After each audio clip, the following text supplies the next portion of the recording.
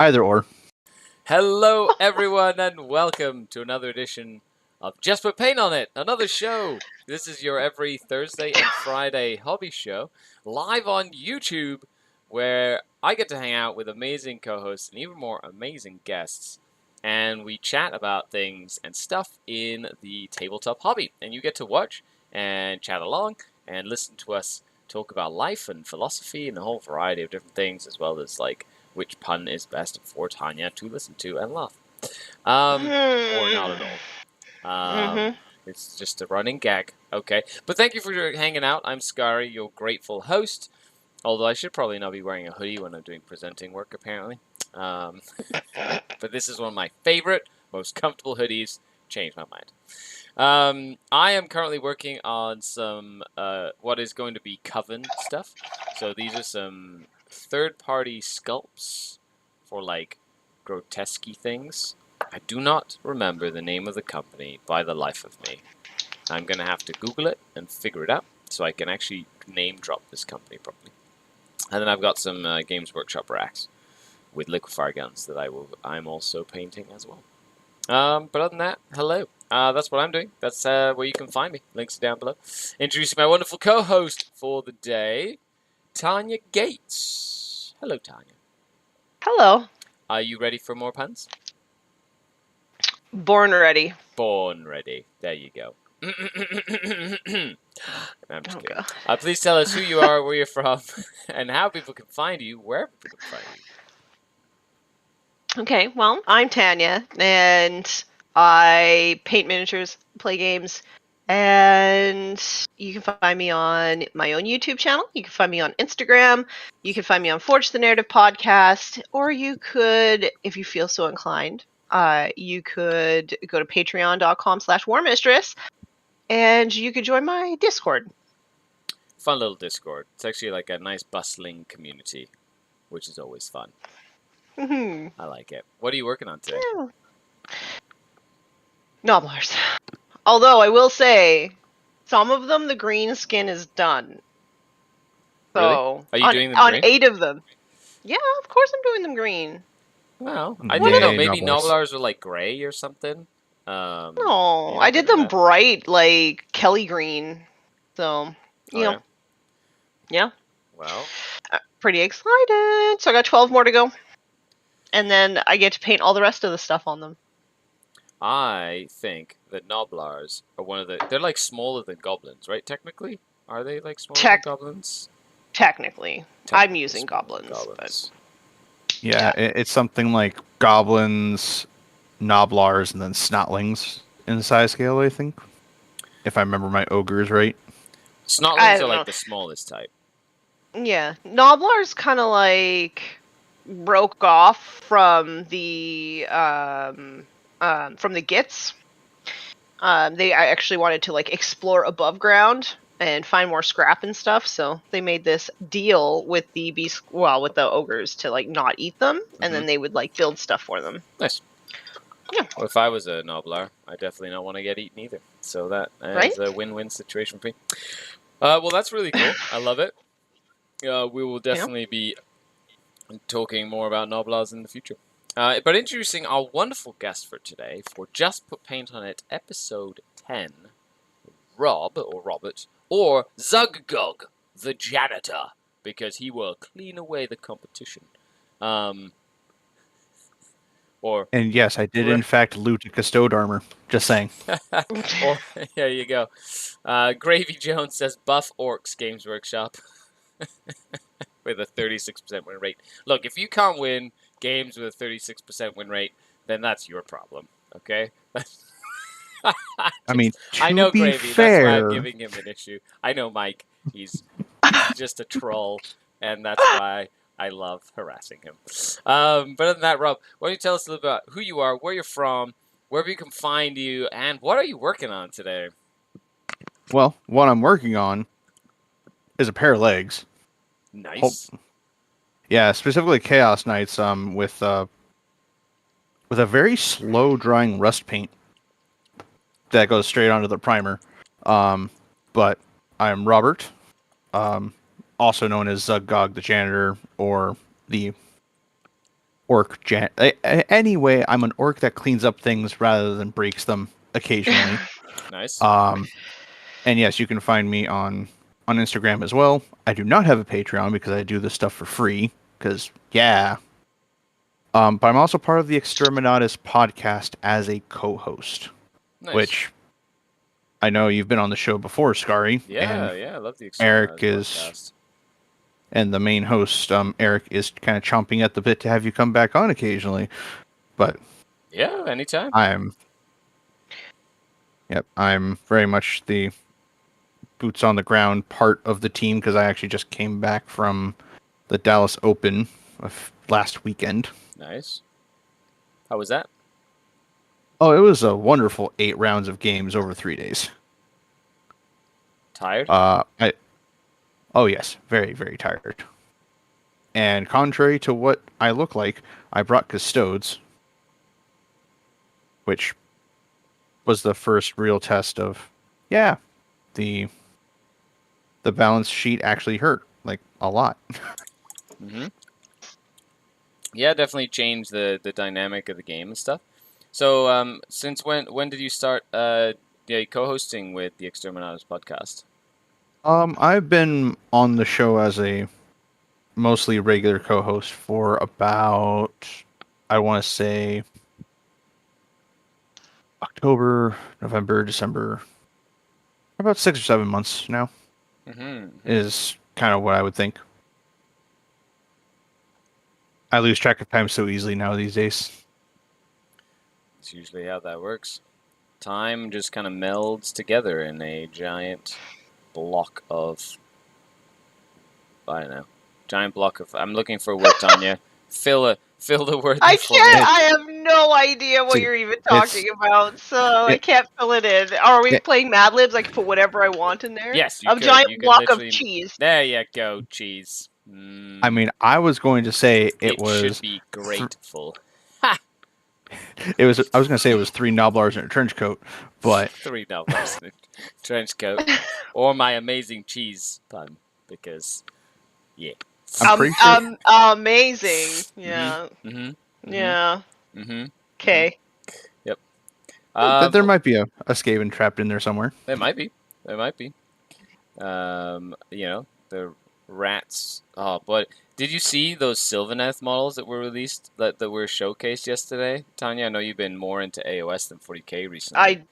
I did. They're beautiful. They're so However, cool.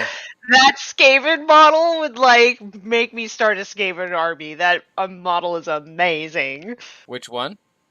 The Skaven assassin. Oh, the little assassin guy, the jumping dude. Yeah, I kill. cannot wait to try, there's fairy bows, and there's little dudes flying I don't know, dragonflies or something with spears and stuff. Oh boy, as a Sylvaneth player, I am so pumped. I love playing with the tree spirits. It's actually really fun. Do you play any AOS, Rob, at all, or no? Yeah, I got ogres. That's about it. Yeah. That's Tanya's army. Yes. So I guess I can shut up now while you both talk about ogres. I also have the smatterings for a Gravelord's army. I have a painted up Nagash that I did a while back. Okay, now you can be my friend again because you have some undead. So that's good. It's my Death army. Do you? I didn't say. I bought Nighthaunt. Oh, that's right. Nighthaunt's pretty cool. Yay, I painted one. The spooky booze. The spooky booze. Yeah, you did get a whole Nighthaunt army.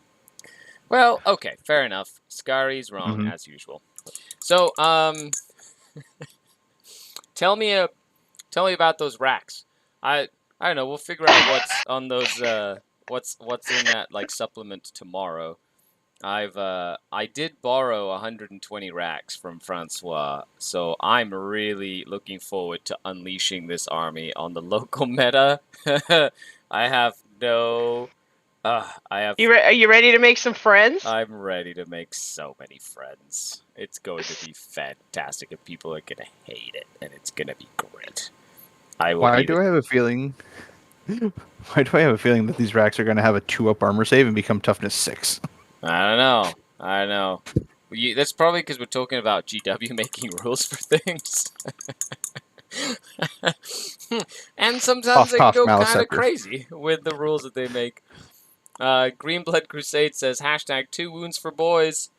As in, I'm assuming you meant orc boys, so boys should be with a Z at the end. Come on, come on. Like, that's how you spell orc boys, right? It has Yeah, to be no, an it's orc just- spelling. You just spell it like normal English. Like, nobody's gonna understand what you're saying. Then you're just weird. Uh, good Yeah, day, it could The be. Green pot Blood, by calling the the way. kettle black there. Hello, Paul. it. How are you? Hope you're doing well. Thanks for coming to tune in and hang out with us today. I enjoy Friday streams because it's so fun. So, Rob, how did you get started in the hobby? Well, about 4 years ago, because we all know orcs can't count higher than 5. That's right. Then it's many or lots or whatever. It's lots. I actually started with Necrons back in 8th edition, Cool.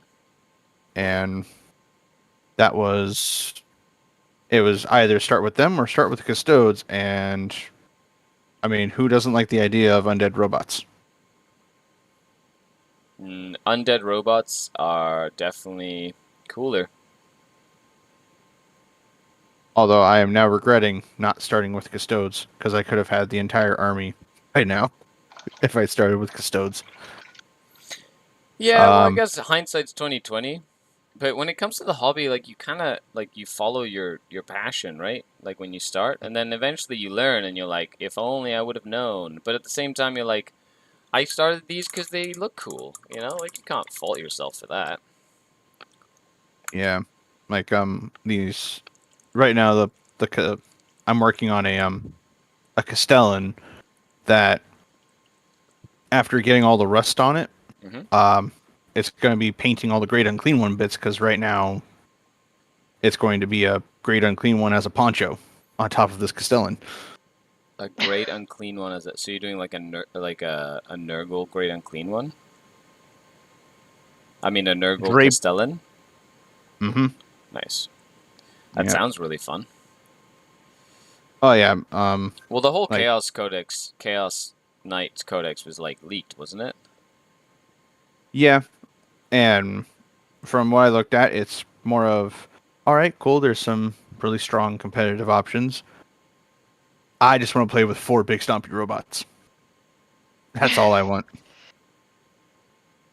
I feel like there's a lot of people who really like big stompy robots. I think that the Knights releases will be. I mean, I can't really say. I'm not really following the meta anymore, so I can't really say if they'll shake things up there. But I know that there's like several people in my local meta who are just like excited to play with like 3 models on the table. Yep. Big Stumpy Robots has such a, like, in the game of Warhammer 40,000, right?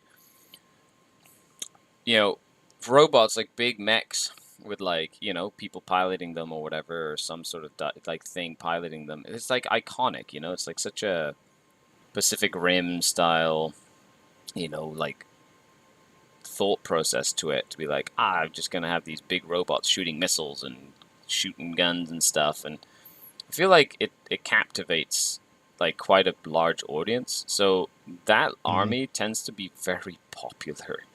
Even regardless if they're good or bad. Like people, when they travel, don't really like thinking too much. Or, you know, don't like carrying too many models to like an event or whatever. So they'll take Knights, which is like 4 models. You know what I mean? And then they don't have to worry and they don't have to think so much. Like you were talking earlier, Rob, like when you went to the Dallas Open, you played 8 rounds in 3 days, right? Or something like that. Like Yep. that is taxing on like Mm-hmm.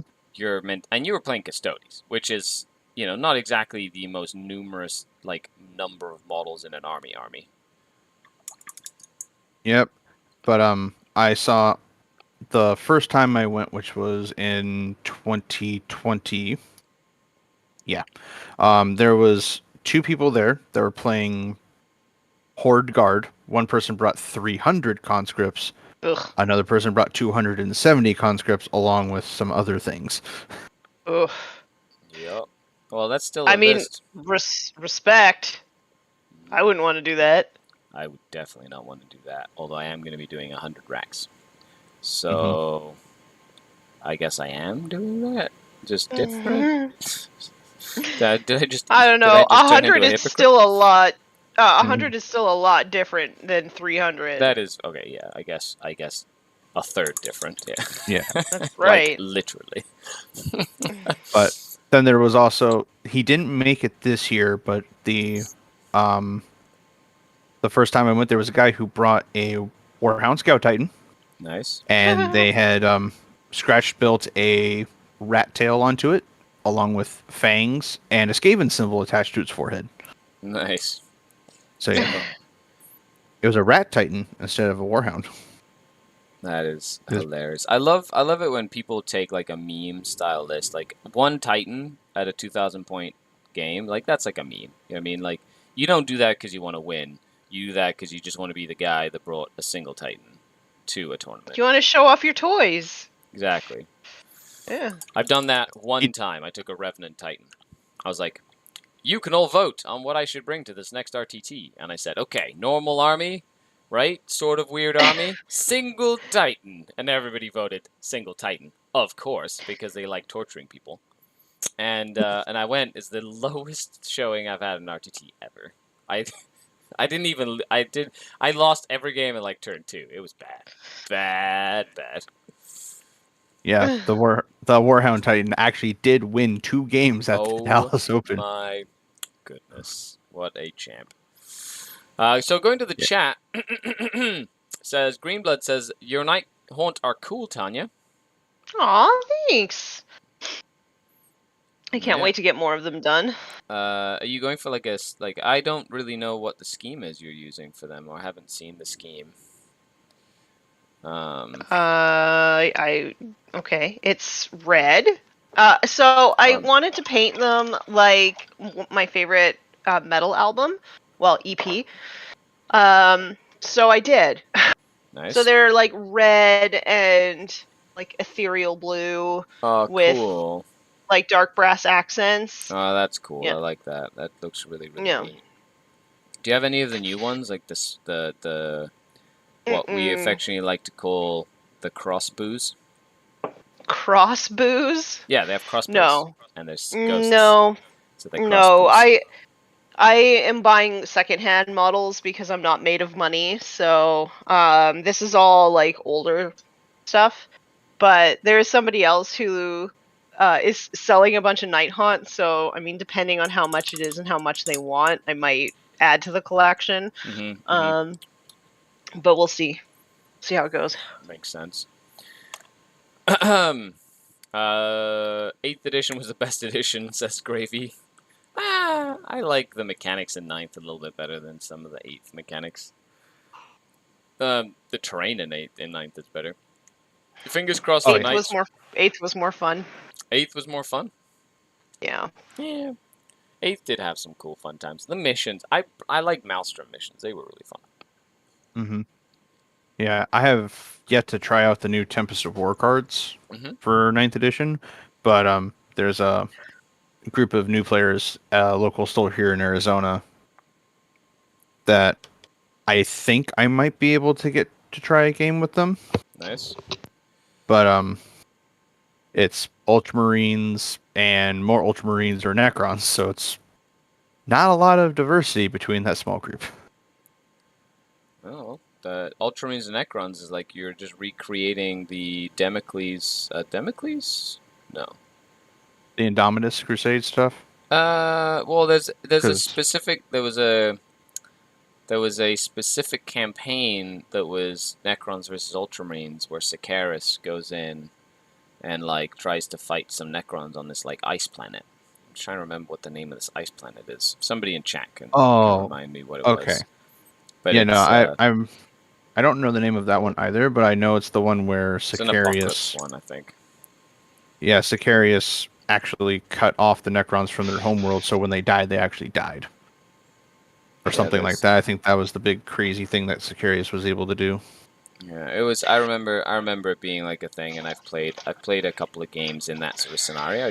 In in that setting. I just don't remember what the name of it is. Somebody in chat will be like, "It's this one." I'm like, "Yes, that one," because I totally forgot. Can we trigger cat time on YouTube? Says Paul. No, I need to get this Nightbot or whatever. I think to like get basically a chatbot on there, but it's like different than chatbot. It's like a YouTube one is called Nightbot apparently. It does different things. Yeah, that's what I mean. So I just haven't investigated that. It took me forever to put the bot on Twitch, and then I finally got it, and now I'm like, let's go to YouTube and invalidate all that work. Damnos, there you go, the Damnos planet. Crusade. Yeah, Oh, okay. yeah, Damnos is what it is. So thank you for the lore dump there. I appreciate it. The lore check. The lore check. Leo Mancini says, "Thanks for the content, Skari and Tanya. You're very welcome. Aww, This is the second welcome. Friday in a row I've gotten some hobbying done because of you two. Aw, I love to hear it. That's awesome. After all, the name of the show is Just Put Paint on It. Just put paint on. You know, so if you're in doubt of what you'd like to do on a Friday or Thursday afternoon, you know, the solution is literally staring right at you. Yep. My goal for these nights is we have a local league that happens down here 4 times a year.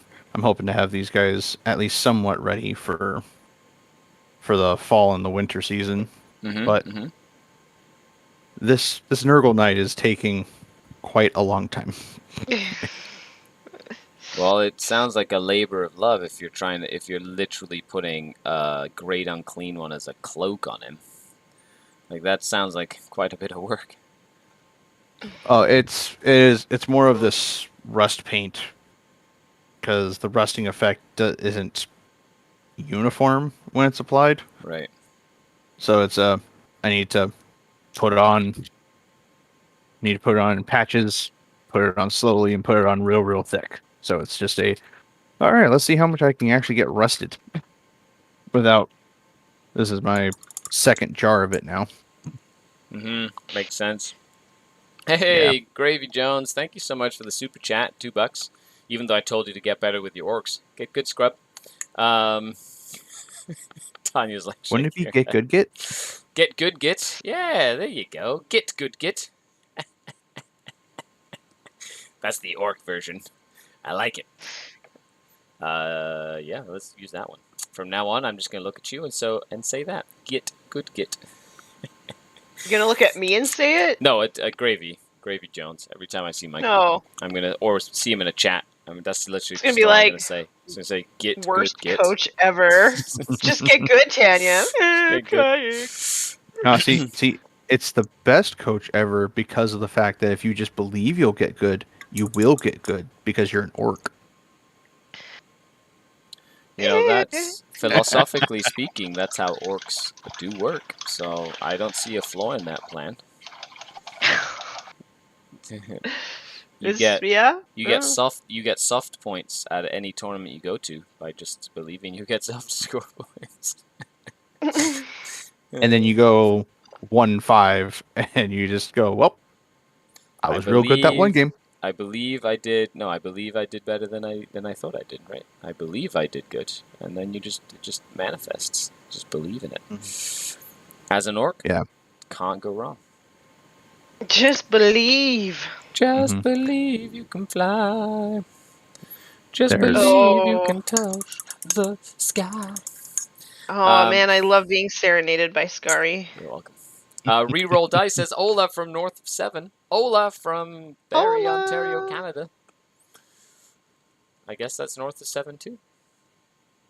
I don't know what North of 7 is. Is that like Highway 7? You know, like, is that, I don't know. What is that? I have the perfect score in my last 2 tournaments. 0 and 8. Nice. Then again, Paul, you were running some you are like a die-hard Chaos player. You have been like playing Chaos through thick and thin, and then you play some like very interesting builds, which are like definitely, hopefully gonna get better with the new books. Because like they're good in theory, like they've got some good mechanics. It's just you're playing with a book that's like really old and is showing its age. showing its age. Kind of like guard. My shots poor fired, Tanya. guard. Oh. Yeah. Shots fired. That's right. Aw, I wish the leave guard- guard out of this. Oh, they won't be in it. Definitely. But I mean, at that point, you just roll like 66s on a Warlord Titan. You just murder it, Tanya. Just have to roll 6s. But plan roll 6s just works every time, right? Didn't we learn this? Does Like, all you Yeah. have to do is plan to roll every 6 you need all of the time, and you should you be fine. just believe you're gonna roll 6s and store your dice in your back pocket. That's right. Butt dice. It's not fair though. I'm a woman and women's pants don't have pockets. Then get yourself like a little fanny pack or something. I do have a fanny pack. There you go. You know, fanny packs are like back in vogue, right? So like you could totally back in vogue, like, I don't know. I'm training my puppies, so whenever we go out, I have a fanny pack full of treats. So Nice. whether they're in vogue or not, I wear one every day. Just show up to an event and go, all right, I'm going to grab this many dice. Wait a minute. Why do I have dog treats? Yeah. You want one? You're like, excuse me, opponent, can I please take this back? And they're like, yeah, sure. Here's a treat. Good boy. You can condition your opponents to like get treats, like psychologically, Pavlovian conditioning them. Just to, have like- little pieces of cheese in there. Cheese. I mean, I actually did that with my orcs at LVO, at last LVO, because my orcs are all insanely bright colors. So every time you killed an orc unit, you got a Jolly Rancher of a matching color. Amazing. That's awesome. I was- Love it. I was indirectly trying to defeat my opponents with diabetes. Where's that opponent from last year? I don't know. They ate too much candy this year, and they went blind. Oh no! Oh, this got real dark real fast. Oh, it's the secret diabetes weapon. No, diabetes is no joke. My family, it runs in my family. My great grandfather didn't have both his legs. They were amputated. My great grandfather on my dad's side. And I get really grumpy when I don't eat, which apparently is because of low blood sugar. So I blame the hangriness from needing to make sure I eat things like fruit and stuff, although I like candy and I like sugar. Sugar's so good, but so bad for me. Yeah. With my line of work, I'm very much forced to eat what I can, and I usually have a pocket full of Jolly Ranchers, just kind of like, well, this will tide me over for another 2 hours. Oh dear. I haven't had a Jolly Rancher in a good amount of time. It's been like at least 2 years. I'm 100% I haven't had one since COVID started. Like almost 3 years of no Jolly Ranchers. I'm not like a huge candy person. Is that weird? No, some people are like salt tooth, some people are sweet tooth. Yeah, I'm very it's- clearly a yeah. sweet tooth, whereas my son is very, very much a salt tooth. Oh my god, like French fries with salt and yeah, I'm all about that life. But I could eat Yeah. sugar and cookies all day long. I love cookies, like wafer cookies. Delicious. Yeah, I'm very much like an apple pie or cherry pie kind of person, if I can find them in snack sizes. See, pie's never That been hurt- my forte because of the fact that I don't like the texture of a lot of pies. Like I'm very, I don't know, picky when it comes to textures, and pie sometimes Oh, just has man. like the wrong texture for me, and I'm like, I just can't handle Pie it. is my jam. Like I love making pie. It's like such a labor of love. But you don't get any, Skari. No pie for you. There's 3.1416 reasons. That was almost clever. You look Because so he did- proud of yourself over there. It's It's because he only went to 3.1416. He did not go to 3.14165. Correct. Or any That of would the just be too other much. like never-ending line of pi. Absolutely. You know, I felt like people would I could just stop one, fraction of the way there.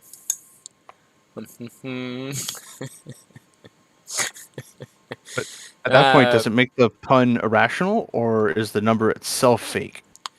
Well, Paul says pi r square. No, pi are round. Error Yes, this is 404, just pi not found. the level of the level of intellectual humor has just increased exponentially here. I like it. This is not what normally happens because you have me as a host. So this is fantastic. I mean, I could sit there and read off the entire Math Hammer table of No. how often Oh, please, no. We are. So how about Them dem seedless watermelons. watermelons? How do they do it? Let us know in the comments. How do they get the seeds out of the watermelons? I know, magic stuff. I don't think we've actually used the seedless watermelons once this season. We mentioned it once, but we Once? didn't have to use it. This is the first time we've actually had to use it. And we've derailed the Yeah. conversation enough to warrant having to talk about seedless watermelons. We had 10 episodes. That's like probably our longest stretch ever. Yeah. Next Yeah. thing you know, I'll be talking about the time I was in that dance troupe and Bingo. traveled around Canada dancing in a van. I say, would Not that make paying you for gas. That's right. would that make you a traveling player there, Skari? It would. Yeah, no laughing matter for that account. I was definitely not the troop Stop. master. Stop! We could have called our van the Star Weaver. That would have been fun. It was more like the Road Weaver. Because we had to get places. And like weaved in and out of traffic. And Tanya is gone. She's checked out. Mentally checked out from my train of thought. It definitely wasn't a train, though. Although we were on track to go around the country. I could keep on going, Tanya. Come on. Oh, I know you could. Come I on. know you Come on, could. give me something. Give me something here. Encourage me just a little bit. No, See- no. See, I would make a webway gate pun, but I don't think I can fit it on the table. There you go. Exactly.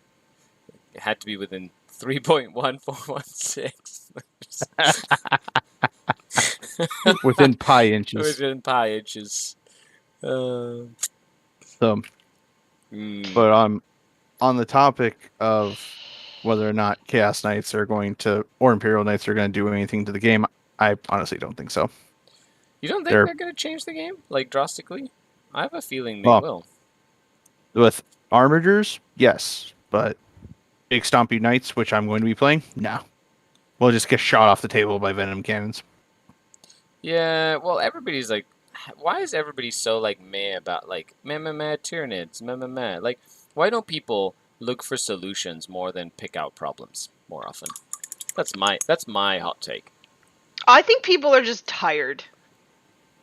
That's what I think. Isn't it more tiring to just complain about stuff, though? I don't think it's complaining. I think it's just like especially people who've been playing like underpowered factions for a really long time. I think at a certain point you just get like tired and you're just like You disassociate almost, like you're just like, yeah. And I think people either like leave, like I left, or you're just like I just will get shot off the table by venom cannons. You know, like, I don't think that's complaining, personally. I think that's, like, giving up. yeah, okay, like you got to that point where you're like, meh, I guess I'm just gonna die now. I'm just gonna bring my meme list because I feel like there's not much I can do. Or I'm just tired and I don't want to look for it.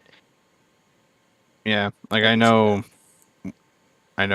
looking at the overall game when Tau was the big menace, it was very much like, all right, how do I deal with Tau with custodes? Uh, everyone told me I don't, and I just die. So the internet is just full of doomsayers at this point in time because everyone's so tired about everything's being super strong. But Skari did have a point, though. Instead of whining and complaining, be a problem solver, find the solution, and do something about it.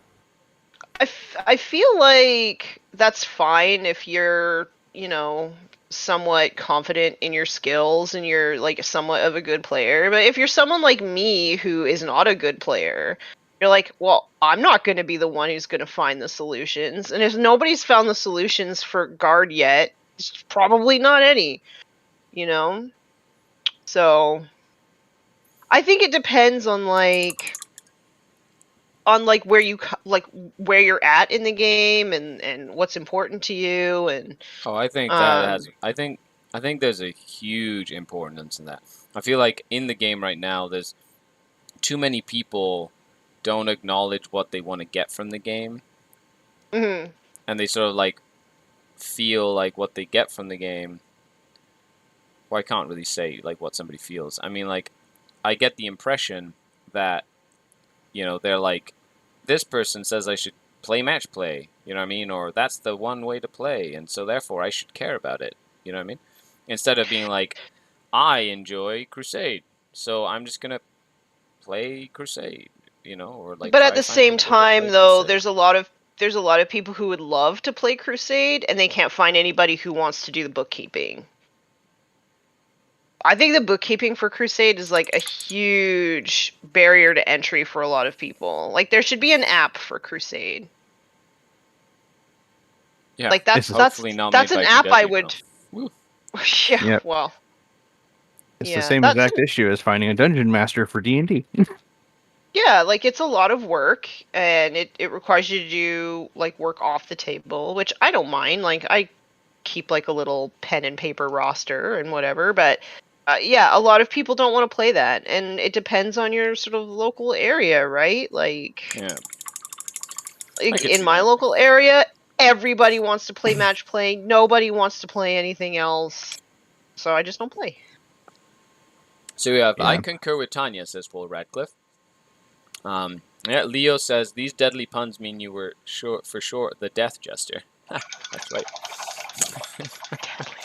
A Crusade was supposed to be the 40k app, but...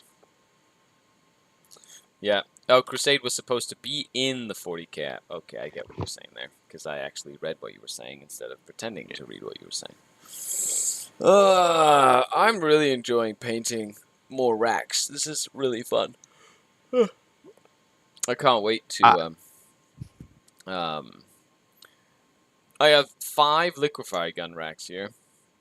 I can't wait to have all 5 in a big unit going around flaming people. It'll be very entertaining. So that I'm excited about.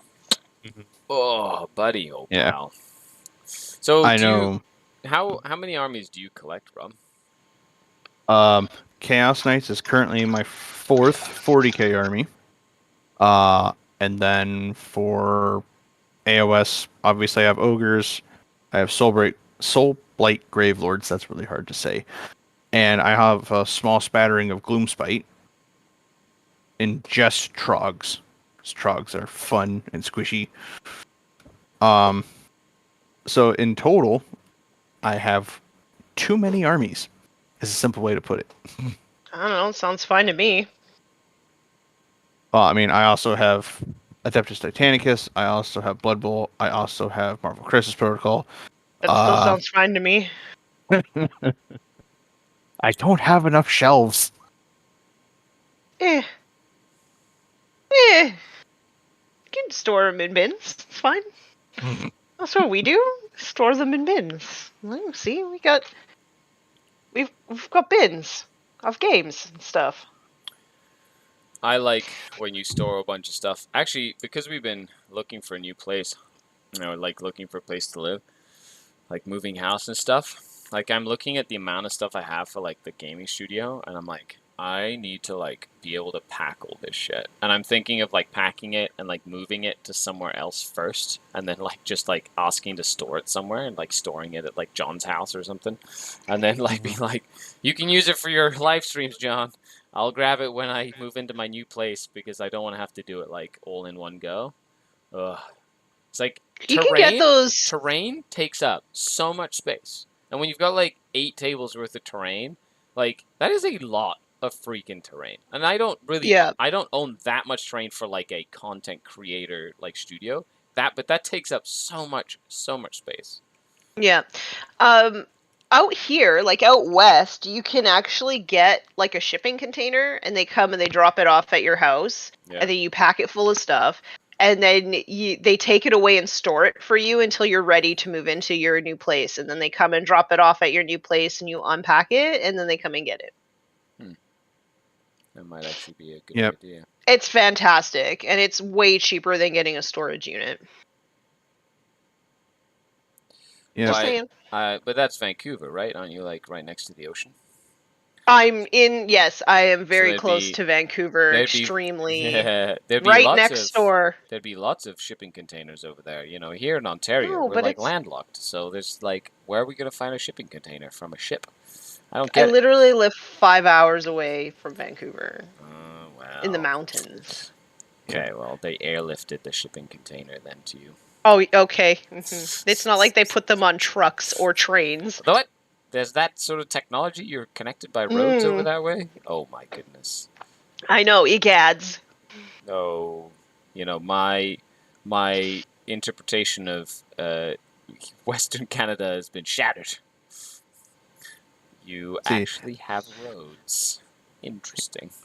It's almost like you've been here before. Lies! You can't prove it. At least you guys are able to store things and not have to worry about them melting. Yeah, no, it's I have been. Where I live, it gets really hot. It's a desert, so. Yeah. I'm pretty sure this morning. Right now, it's almost 80 degrees, and it's only I don't know 9 o'clock in the morning. Let me see. That's an American Fahrenheit, folks, which in the rest of the world is. Because I work with computers, I'm going to say like low 30 degrees Celsius. I think 26.6. Ah, yeah, yes, 26 degrees Celsius. Warm. Yeah, usually like when it gets like spring here.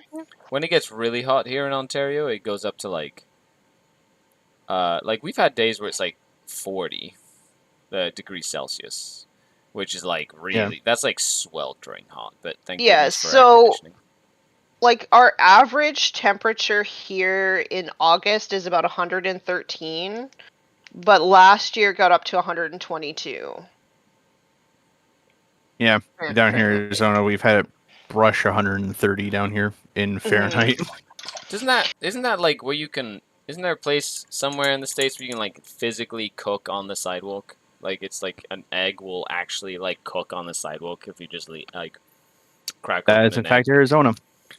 And it has something to do with what the high rises, the glass or whatever on the high rises, like bounces it's like even exacerbates the problem in like the cities or whatever. It's always a few degrees hotter inside of the cities because of all the black asphalt. It like collects the heat.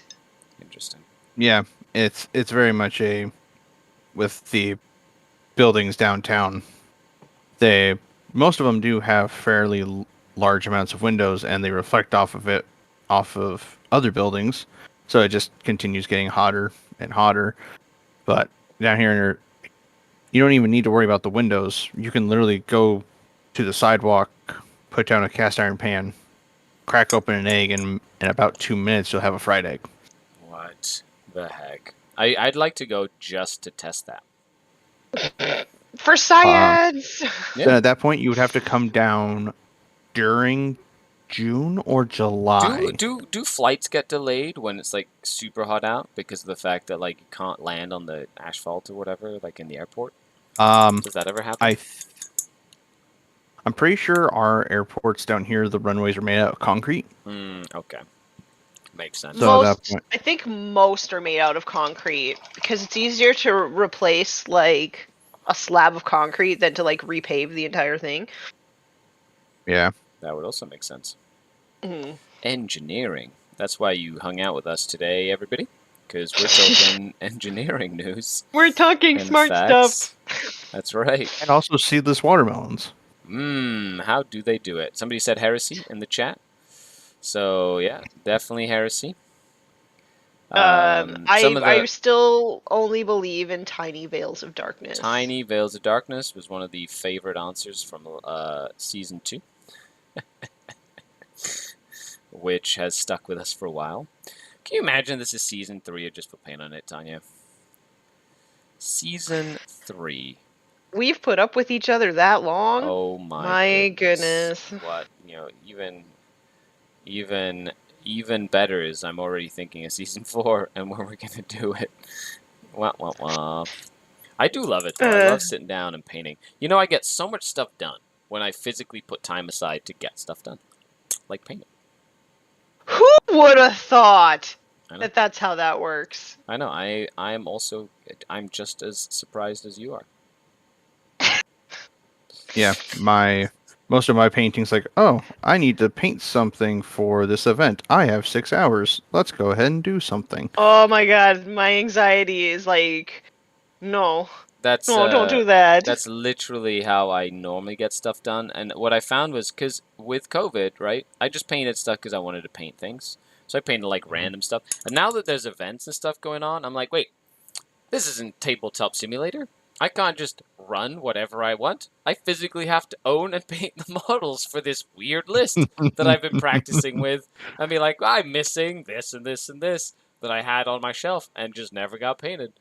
And now, so getting like this, for example, and painting all these racks, or like touching up most of my armies because it's literally been sitting in boxes for, 2 years, 2.5 years, and physically needing to get some work done on it, right? So, yep. Yeah.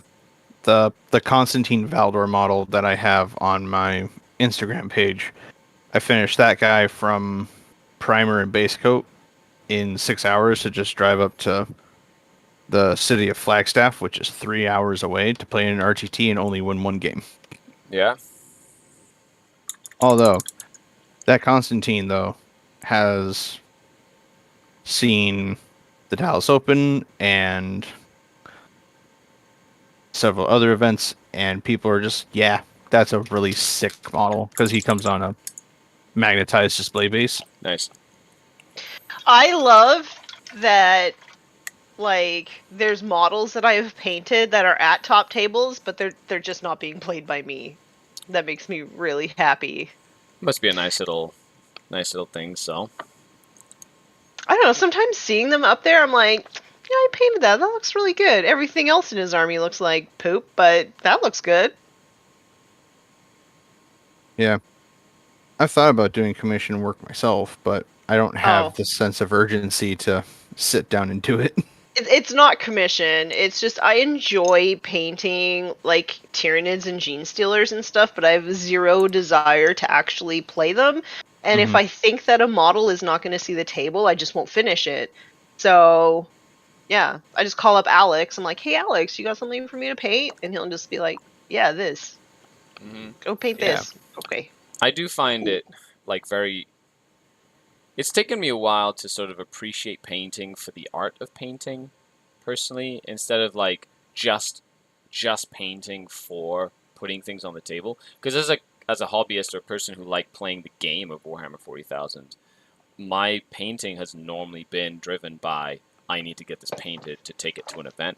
And I think there's a lot of players, at least in the circle that I surround myself with, that is the way they paint. If they need to get something done for a tournament, they just get it done for the tournament. You know what I mean? And so over the last couple of years, I've had to sort of like train myself to just paint for the sake of painting, just as much as I'm painting to like get stuff done for a tournament. And at the same time, I've had to learn how to like change my mentality based on the project that I'm doing and be able to switch back and forth. I'm finding is one of the is not easy. You know, sometimes I'm like, I should really just paint this because I want to paint it, because I want to make it look cool. Like if I'm doing my Titans or whatever, you know, I'm Mhm. kind of sad that I rushed a bit of my Phantom Titan just to put it on the table for the big game. Whereas like I'd love to just sit down and like take hours and hours just painting and highlighting this giant Phantom Titan so that So it just looks go cool, back and right? do it. Well, I need to, like I'm going to, but I need to make that third Titan, so I need to like I want to build and paint that third one for the next big game to like at least the same standard as the other Phantom, and then bring them both up to like that standard that I really want to have, Okay. if that makes sense. Yep. Yeah, So, that's definitely an issue that I run into with doing my Soulblight Gravelords, because I did Nagash, and I'm super proud of him because it took me a week to do him. But then doing the rest of the army up to that standard, I just go, nah, I'm not painting 60 skeletons like that, mm-hmm. because that would My take forever. I'm like, so the hardest thing for me is to like be totally inspired by an army, but like I've got an event coming up, so I can't paint that army. I have to paint this other army instead. And that's like the hardest thing because I want to follow like my inspiration, but I have to be like responsible so that I'm not painting at like 6 a.m. the the like day of the event. Because like I really just want to like go ham on these these night haunt, Mm-hmm. but I can't. I gotta paint my ogres, so that's hard, and it's actually making it so it's like hard for me to focus on these Noblars. Because you want to get the So Night Haunt done. I do, because the other cool thing about the night haunt is like I figured out a way to paint them fast. Yeah. So like I just like I'm just so like pumped on it. I want to see how much I can get done in like how short amount of time, because I don't know if you know anything about me, but like a character can sometimes take 20 hours for me to paint it. Yeah. And like this thing here, if I take away the amount of time that I spent painting bits and not liking it, and just the amount of time painting like the scheme that it is now, it probably took like 2.5 hours. So that's like really exciting for me. I really want to like just see how the entire army looks. But Yeah. Like that's yeah, definitely for like how it looks, right? Considering to how much time you put into it, that definitely I could see that being really exciting. You know, it's because the so models exciting. themselves lend themselves to that style, right? Which I think would work really. Like I love those models. They look so cool. It's Yeah. the first time that I've ever done a Zenithal. I won't call it prime, but yeah, I guess it's a prime. Um, and because in general, I think it's silly to like Zenithal prime something and then just put like a really opaque paint over top that just does not make sense to me at all. Right. So I Zenithal primed it, but it was the base coat. I didn't like I evened out the Zenithal a little bit with a glaze, but then that's like the majority of what the red was, and it just saved me so much time. So yeah, I don't know, just like pumped. Yeah, like that's what I'm realizing with the Knights is this has been a long time art project I've wanted to do, Hmm. and this rust paint is really helpful. But the problem is that it only gets it to like the dark browns. It doesn't do the bright oranges that you normally find on super rusted things. Yeah. So I'm Hmm. gonna have to go back over with something like Troll Slayer or something like that to get the actual oranges, and Troll maybe Slayer's it'll my go-to, yeah. and Makes maybe sense. maybe do something faster on the rest of the chassis so that way I can actually get to painting the flesh of the gray and clean one. But nah, I Because get the that'll feeling contrast with like, are you doing like an off green with that to contrast with the orange essentially? um no, the entire chassis is extremely rusted because the narrative behind it is that great unclean one spawned in front of this Castell and went, I'm going to give you a hug, and proceeded to give it a hug, and is now Aww. and is now end up fusing to the chassis. So the Great That's so Unclean One cool. head is where the center of the center of the torso is, and yeah, no, this is probably going to be my first major conversion project of any army I've ever done. Oh, that's awesome.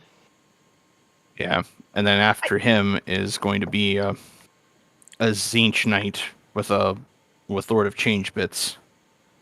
Nice. Oh, that's awesome. I do. I love that, like, when you take like a concept and you like folks kind of take it to completion, you know, like use cool bits and like a good story, and like they take their time and they kind of like create it. And even if it's even if it's competitive, like I much prefer playing against an army that has like love it put into it than something that's like just, you know, like somebody who doesn't really care and is only playing because it's strong. Like if you've converted and lovingly kind of made this army look cool, and it just happens to be like a really strong army at that time, like whatever.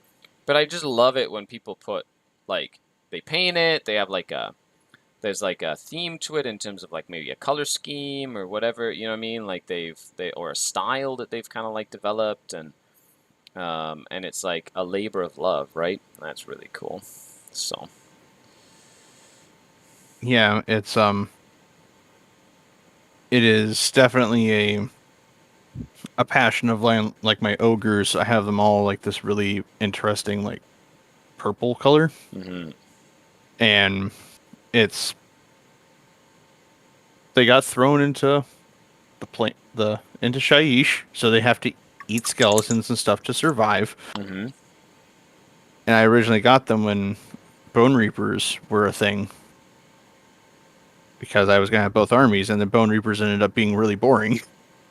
So I went, nope. I would rather play my 24 gluttons, my 8 iron guts, and 3 characters, and we're just gonna walk across the table. I am enjoying ogres immensely. I played them in AOS 1.0 and then took a break because nobody was playing Age of Sigmar. Everybody was playing 40k, and now that we're back playing Age of Sigmar again, I'm just like remembering how much good times and just absolute blast I had with my ogres.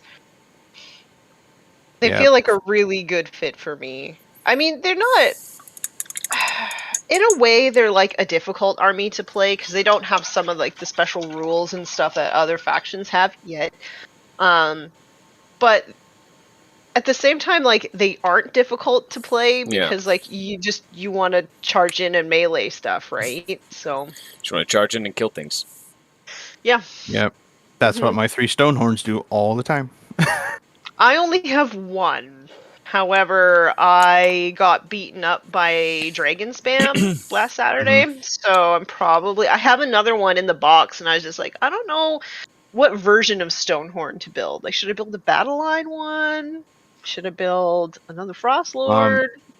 Because I mean, if you already have the Frost Lord, I would totally recommend doing a set of Beast Riders. Because I know I got lucky when I bought into ogres. I got a humongous collection that had something like 4 Stonehorns and a single Thunder Tusk. hmm So I have more than enough Stonehorns to do whatever I want. hmm But nah, I'm honestly thinking about getting Kragnos, aka Horse Dad. So I do have Kragnos. He's not painted, but he is built. But like everybody sort of in my local area was like, we don't want to play competitive, and I was like, okay, so no Kragnos. But now I'm like, but you brought all dragons, so yeah. was this not Kragnos. competitive? Yeah. No, Yeah. but my opponent just like she painted them beautifully, and she was just like, I just like the dragons, and like her army is themed around like pets, so she Mhm. has like all of the units that like have pets essentially. So I don't think that she was like meaning to be like super sweaty, but it was just like Yeah. ooh. That's usually the case, which is really neat as well. Who Yeah. in the heck? My issue with AOS was the last 2 games I played were in 2.0 against first Overlords and then Zinch. hmm So I lost 2 Stonehorns every turn. Mhm. And I just went, yeah, no, this is not fun for me anymore. I'm going to go back to playing 40k. So Mhm. I'm just patiently waiting for ogres to come back out with their new book and see how they get changed. I really hope they have better than a 5-up armor save. Well, yeah, like I've been using Iron Guts a lot, just because they do have the better armor, and they actually do quite a bit of damage. But yeah, they don't have like a ward save or anything like that, so you kind of have to still be careful with them. Yeah. But no, having lots of fun with them. I gotta build a list for tomorrow. You'll get her done. That'll be good Yeah, though. You'll have fun. I am yeah, I'm sure. playing against Troggoths. Ooh. Yay, Trogs. Yeah, Playing against yeah, Troggoths? yeah. Yeah, playing against Troggoth, and it's actually I'm really excited about this because the guy I'm playing was my husband's best man, and he's like hilarious. So we're gonna have a good time. Yeah, I know down here in September we're planning on trying to make a a 40k major happen down here, but because the venue is so large that we're aiming for, there's a Hmm. chance that we might have an AOS event along with a Marvel Crisis Protocol one. Yeah. That's Ooh, um that one's going to be called the Smite Club Open. It's going to happen September 11th and 12th. Nice. Is kind of the rough dates that we have. But I'm not in charge of that. I'm just some random dude with a jersey. Will you be doing some judging? No, I'm most likely going to be a player because of the fact that I don't know how we're going to do judging. Yep. Well, to be honest, But like I most events, like you don't need that many judges, even at like super majors. Like the game itself is pretty well policed. You know, it's just good to have like one or two on hand to like mainly answer like small questions I found, and then to like enforce, the code of conduct or whatever in case that has to come up. But you don't need like an army of judges, I find. Even does when that yeah, you're come in up a big lot? events. Hmm. No. Does the code of conduct thing come up a lot? No. But you have to no. have somebody there ready just in case, right? So it's good to have Yeah. somebody like just in case you need to like, you know, unfortunately like do a yellow or red card, which thankfully I haven't had to in any of the events I've run. But I think that's also because like you come to my event, like there's a standard of positive energy you have to bring to my events. Hmm. And that's just like known. Like you come to my event, you better be a nice person. Because or else Skari will not be a nice person. No, it's The full wrath of the Skari. full wrath of the Dark Kin will fall upon you. Yeah, But it's that's so that's luckily something I haven't had to deal with very often. There was one person I interacted with that got a little testy, but he did not ruin LVO for me because the rest of the event was great. yeah, I went 3-3 LVO. I'm just like, yep, I'm happy. nice. 50-50. Can't Yep. complain. Be nice, or else Skari won't be nice. You have been warned. You have been warned, I tell you. Deadlines are the greatest motivator, says Leo. Constraints are the Mhm. fairest muse. And necessity is the mother of invention. I agree with that statement. Yep. The deadlines that I'm usually stuck with for painting are very much all right. I have 2 dudes left to paint. Let's see how fast I can get them done. Yeah. And I know for Dallas Open, I had 5 Power Fists to paint for my Terminators, and then I took so long painting those because it's like 3 panels I need to paint. Mm-hmm. Mm-hmm. A lot of the times it can feel like a lot, right? Or a lot more. Mhm. Based on Yeah. what it is.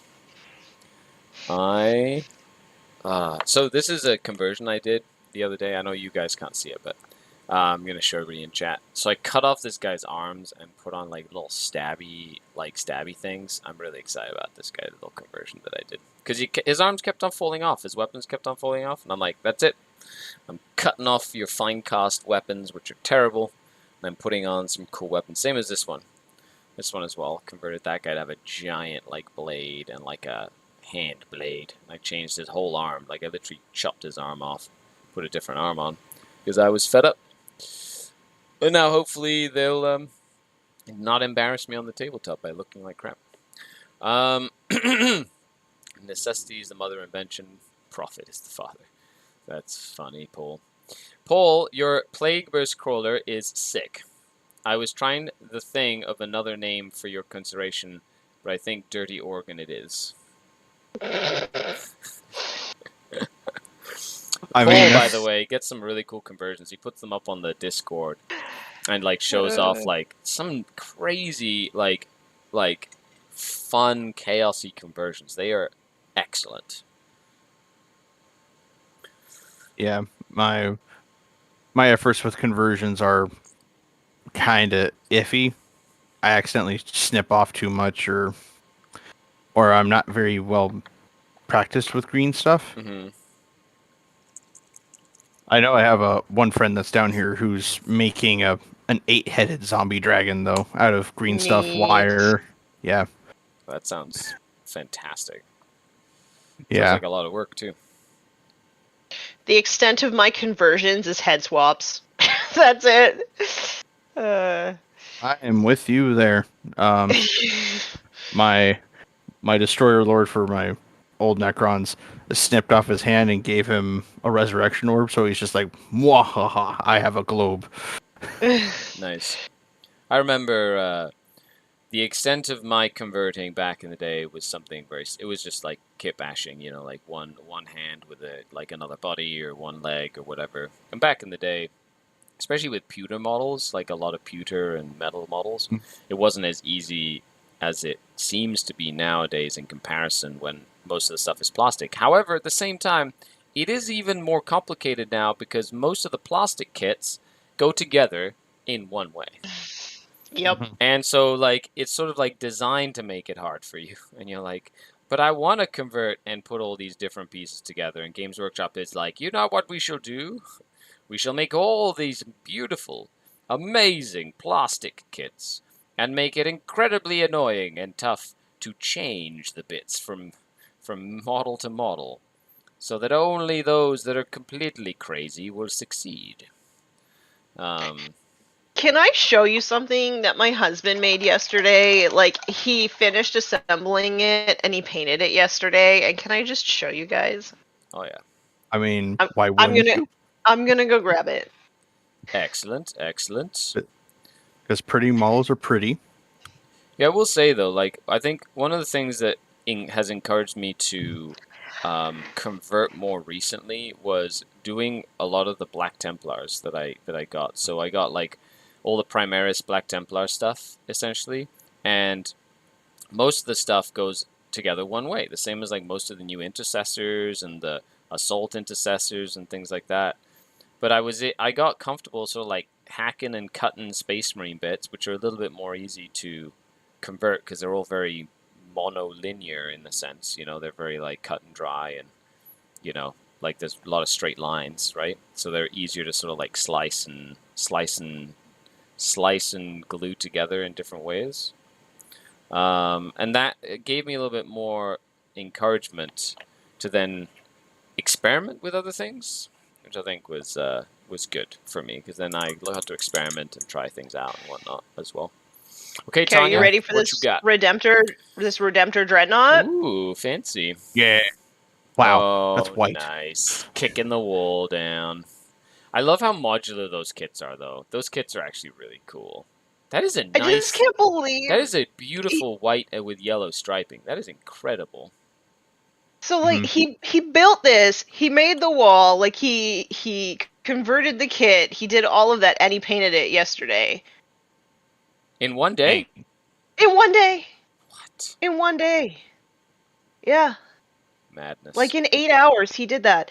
Like honestly, my husband is the painter that inspires me the most because he just like pumps out these models so fast, and I want to try and like emulate that.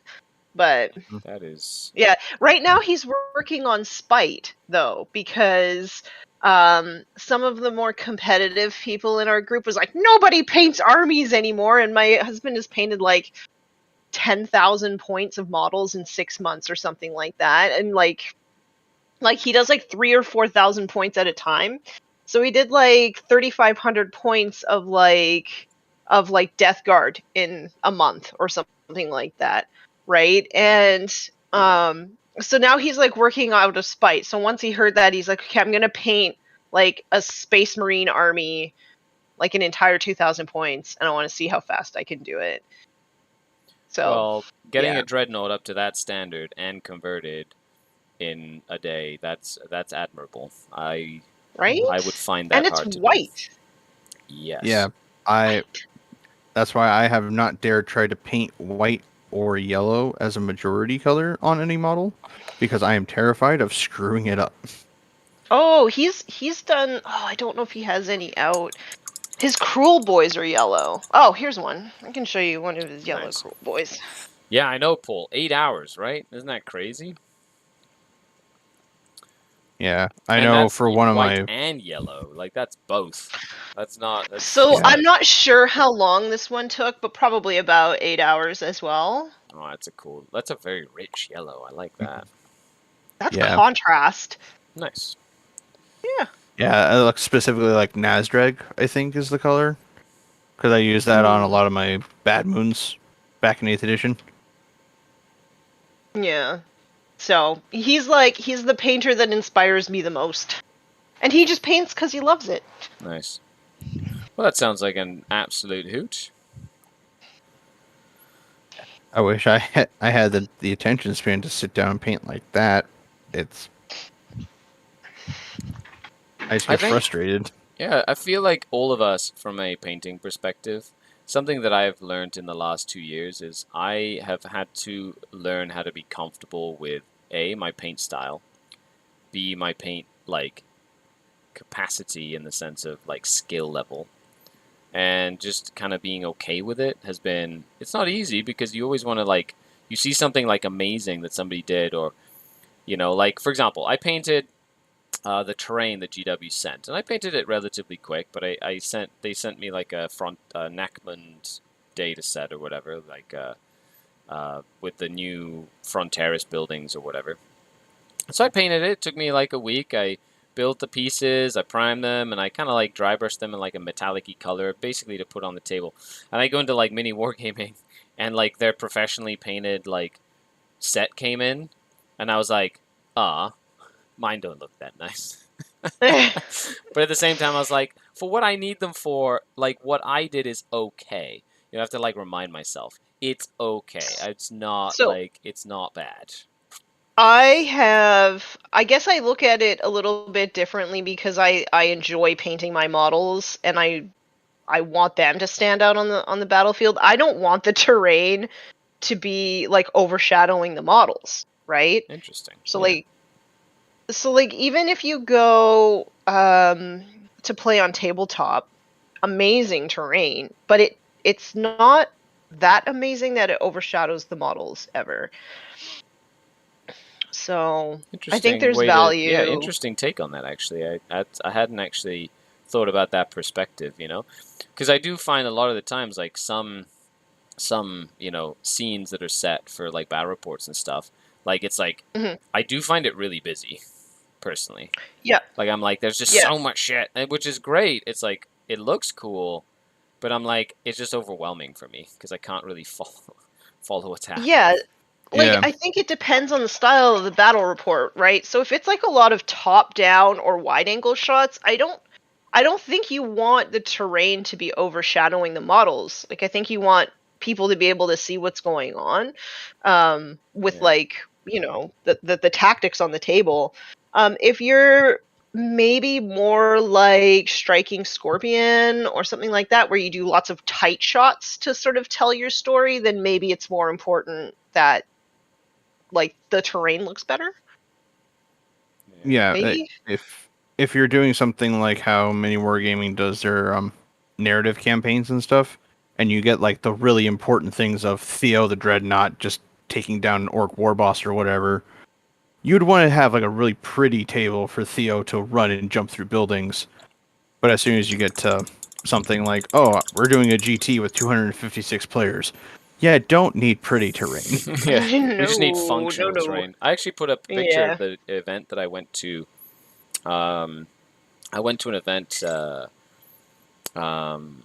the last weekend, and the terrain's like functional. It's the old Pro Tabletop terrain, like that they have for their Pro Tabletop series, which is very functional. It's just like, you got a crates, you got like a couple of L's, nothing crazy, right?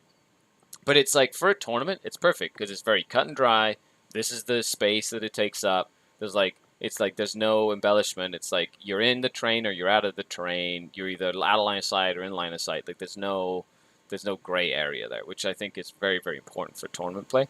But a lot of people see the pictures and go, "That terrain is not real terrain." I'm like, well, yeah, like for like a fun game in your garage, like it's a little dull. You know what I mean? Like if you're playing 3 hours to play like for fun, but for tournament play, you literally don't even give a shit about what the terrain looks like. You're thinking, how do I win this game? Like the terrain, like it's like You're so under the clock at a tournament. It's not like if you're sitting there thinking, "Oh, this terrain looks like crap." Like you're not. Yeah, you can keep on going. Okay, it's like you're not thinking about like the game. You know what I mean? I find at a tournament anyway, because I'm under time constraints and I'm usually playing guard, that I'm thinking about it more as a technical piece than something beautiful. Yeah, but there was at the first Dallas Open that I went to, they had this really pretty snow table that had this really large stone bridge that spanned something like 2 feet of the table. Mm-hmm. And it was like, all right, this is really cool. Until it was ruled to be obscuring, difficult ground, and light cover. Like, it was literally every single rule that you could give a ruin, and it just went across 2 feet of the table. Yeah. I will say that having set terrain, like terrain sets for tournaments, is kind of I feel like it takes like one more thing like off your mind while you're trying to play the game, because like the tournaments around here have pretty nice terrain, but you have to spend a bunch of time being like, okay, what keywords does this one have? What keywords does this one have? It's like you said, it's a bridge. Okay, we have to like actually sit down and agree, what is this thing? Or the tournament comes down and decides for you, but maybe you don't agree with it, and yeah. It's definitely because I mainly go to tournaments for my play. I'm very used to, hey, let's have a functional table of like 10 to 12 pieces. That way no one gets shot off the table, and you can actually walk through it. But I know I'm very much I want to do an actual Crusade campaign where I read off my Shield Brothers 17 name long title at some point, going, this is Captain Shield Brother, blah, blah, blah, blah, blah, blah, Prometheus. And he stands on top of like this wrecked building, and it's really pretty looking. I would want to do that eventually. Yeah. But again, no one is doing Crusade right now, and no one has the time to put into like the really pretty terrain of, oh wow, the fire even lights up on the terrain. It's so cool looking. Oh, that'd be neat actually. Fire lighting. I have a few pieces of I have a few pieces of terrain that light up. Actually, I have a lot of terrain. Yeah, we have the Wizard's Tower, and like whenever we play Age of Sigmar, it doesn't matter if we're in a desert, we're in a jungle, like it doesn't matter. That Wizard Tower comes up because that's like the coolest piece of terrain that GW ever made. Yeah, the one thing that I am jealous of, there's a commission painter that lives down here, by the name of Rum Runner Hobby, I think, or Rum Paints or something. He made a display board for a Dark Mechanicus board that Ooh. had a night docking bay for night Porphyrion. Neat. Nice. That sounds like fantastic. Yeah, and he had predetermined spots for all of his little marines and whatnot, and the entire dock actually lit up for the Porphyrion. He had a fog generator built into it and everything. It was just, dude, I want That this. sounds absolutely fantastic, is what that sounds like. Yeah. He's also the actual painter's name is Derek Page. He's actually the guy who painted the big corn dragon that was at LVO a few times. Mm-hmm. I've old- now been to LVO. Poopy. But yeah, no, he painted up he came in like second or third place in Hobby Track for AOS. Nice. So yeah, it's like he's a very big painter, and I Mhm. applaud him for it all the time when I actually can, because he's usually busy doing stuff. Hmm. Yeah. A lot of people will like ask me like, well, how do you paint so much? And like my husband and I don't watch TV. Like ever. We just sort of like his hobby desk is right there. We just come up here and sit and chat, paint, build stuff. Yeah. Hashtag just put paint on it. We That's just put paint right. on it.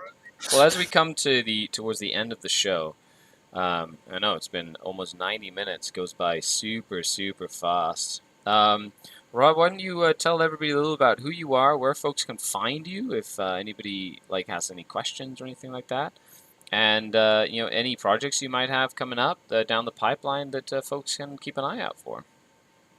Well, as I checked my Instagram account earlier, it is in fact Zugog the Janitor is the actual title, and I don't post on there regularly because I usually forget.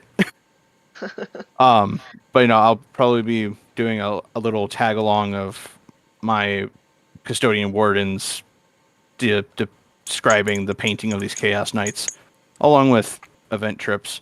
You can also find me on the Exterminatus podcast as a co-host. We do those every Tuesday. They usually come out Tuesday. Sometimes they come out later.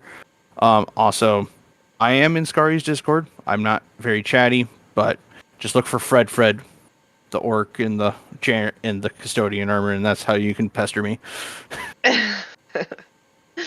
I do love your little avatar. It's pretty amazing. Yep, the art was actually done by Goat Boy. That's right. Yeah. Classic Goat Boy art. I think many of us have had Goat Boy do art for us over the years. I'm like the only one that hasn't, I feel like. Should reach out to him, get him to make you one. Yeah. That you can be Make part of the me as an cool ogre? kids. Yeah, you can be part of the cool kids and have a Goat Boy art. Yep. We'll see. We'll see. Maybe the Patreon can pay for it. There you go. It's like the next Patreon goal. So, so make sure to check that out. I will be putting a link down in the comments so you can go check Rob out and everything they do. And make sure you check the podcast out on your favorite podcast provider, unless there's like one that it doesn't get released on. Like what? What would it not be released on? I don't know. Sometimes it's like if you're on Spotify, it's not on Apple. If you're on Apple, it's not on the podcast app on your phone or whatever. I don't know. I've stopped figuring it. I stopped knowing what was going on many years I'm ago. gonna have to figure out how to do podcasts because every time I release a Be Nice Roll Dice, everybody's like, podcast now. Like, okay. See, what you do is you just record it, and you figure out how to do it later, and you just use the audio file. Yeah, well, that's what I'm gonna have to do. But I'm gonna have to host it and stuff, and I'm just like, I don't want to, but okay. Sounds like an exciting time though. Is it? Yeah, always trying to get the audio down, which is really cool. But thank you so much for coming on, Rob. This was really fun. Just hanging, chatting. I hope you got some work done on your Chaos Knights. You excited for the pre-release tomorrow? Yeah, I'm gonna be buying my box and one box of Armigers. But it's gonna take at least another week to get all the rust done on this Castellan. Let's just say tomorrow I will be doing 3 live streams. So make sure you stay tuned for those 3 live streams, and I wonder what they will be.